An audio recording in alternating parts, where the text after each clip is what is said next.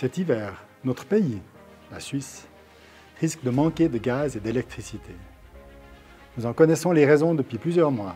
La Russie qui a réduit ses livraisons de gaz, l'arrêt d'une partie du parc nucléaire français, un déficit chronique de la production hivernale d'électricité, mais aussi la sécheresse actuelle qui fait que nos lacs reçoivent peu d'apports d'eau.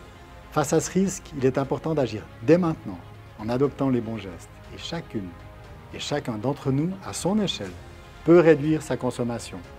Par exemple, en réduisant sa consommation d'eau chaude sanitaire, en utilisant des appareils électroménagers peu gourmands en énergie, ou, et c'est la mesure la plus efficace, en baissant son chauffage durant la période de froid.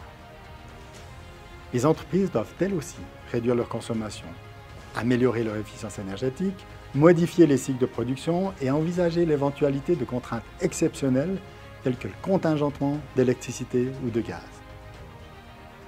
Cette situation est sensible, mais elle est aussi source d'opportunités, car elle nous amène à réfléchir à nos modes de consommation et à notre dépendance en matière d'énergie, puisque nous importons notre gaz et d'autres énergies fossiles aussi, ainsi qu'une partie importante de notre électricité, surtout pendant le semestre d'hiver.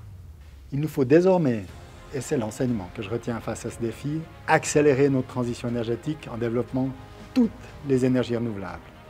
En commençant par le photovoltaïque, qui a le plus fort potentiel, mais on aura aussi besoin de l'hydraulique, de l'éolien et de la géothermie afin de réduire notre dépendance, surtout en hiver.